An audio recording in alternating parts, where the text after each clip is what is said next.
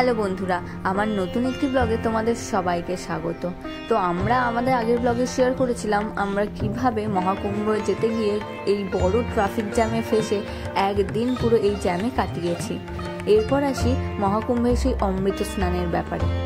আমরা রওনা দিয়েছিলাম 28শে জানুয়ারি সকাল 7টার দিকে, আর আমরা ভেবেছিলাম যে 29শে জানুয়ারি আমরা মৌন অমাবস্যা স্নান করব। কিন্তু দুর্ভাগ্যবশত ওই ভয়াবহ ঘটনার পর রাস্তায় নো এন্ট্রি থাকার কারণে আমরা পৌঁছাতে পারলাম না।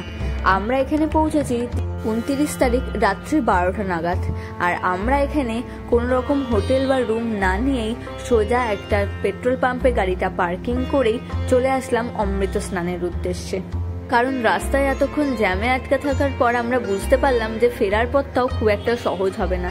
তাই জন্য আমরা কোথাও স্টে না করেই আমরা রওনা দিলাম সোজা অমৃত স্নানের উদ্দেশ্যে। আর যেতে গিয়েই দেখি এত ভিড়। আমরা মেন রাস্তা না নিয়ে শর্টকাটে যাওয়ার ফলে আমাদের গাড়িটা পার্কিং হয়েছিল প্রায় 5 কিলোমিটার আগে, আর সেখান থেকে টোটো ভাড়া করে আমরা চলে এসেছিলাম প্রায় 2 কিলোমিটার, আর আমাদের হাঁটতে হয়েছিল ওই 3 থেকে 4 কিলোমিটার।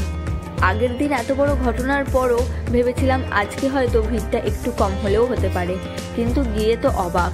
কাতারে কাতারে লোক সেই একই দিকে এগিয়েই চলছে।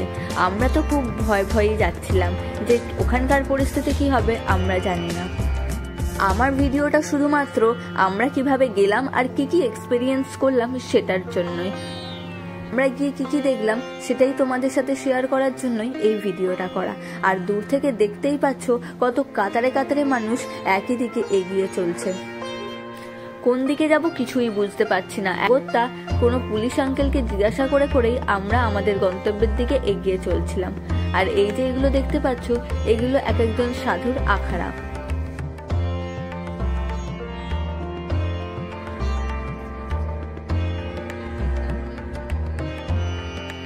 আর দেখো এইভাবে আমরা কিভাবে একে অপরের সাথে যাচ্ছি। এত ভয়েতে যাচ্ছিলাম যে আমরা ঠিকমতো ভিডিওও করতে পারিনি।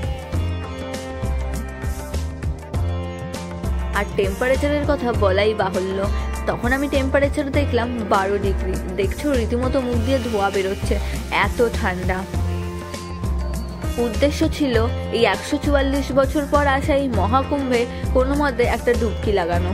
আর এই যে চলে এসেছি ঘাটে, দেখতেই পাচ্ছ কাতারে কাতারে লোক একই সাথে স্নান করছে। আমরা সেই দিকটা না গিয়েই আর একটু এগিয়ে এসে দেখলাম এক জায়গায় একদিকটা পুরো ফাঁকা, আর আমরা সুযোগ বুঝেই তাড়াতাড়ি করে সেখানে স্নানটা সেরে ফেললাম।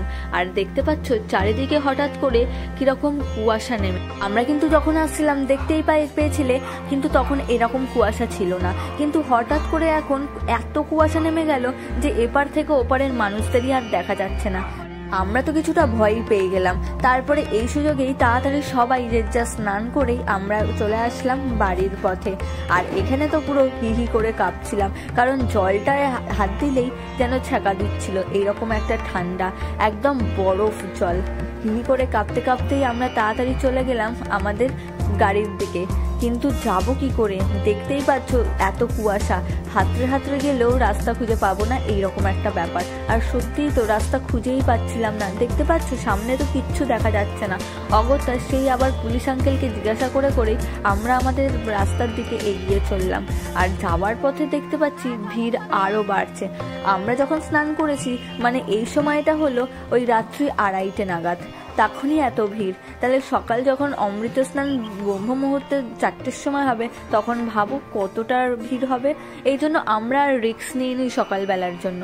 আমরা যেই মাত্র পৌঁছেছি, আমরা 12 নাগাদ পৌঁছেছি, আর 2টোর মধ্যেই আমরা স্নান টান সেরে আবার পৌঁছে গেছি বাড়ির উদ্দেশ্যে। রাস্তাতেও প্রায় কিছু দেখা যাচ্ছিল না, এত কুয়াশা ভোরবেলার দিকে। যাই হোক, সবাই অনেকটা টায়ার্ড, কিন্তু এই জ্যাম কাটানোর জন্য আমরা অনেকটা ভেতর দিয়ে আসলাম, কিন্তু এসেও আর শেষ রক্ষা হলো না। কারণ এই লম্বা জ্যামে আবার আমাদের পড়তে হলো। আবার আমাদের এক রাত্রি এই লম্বা জ্যামে কাটিয়ে পরের দিন সকালবেলা আমরা বাড়ি পৌঁছাতে পারলাম। এই ছিল আমার মহাকুম্ভ মেলার অমৃত স্নানের কিছু এক্সপিরিয়েন্স।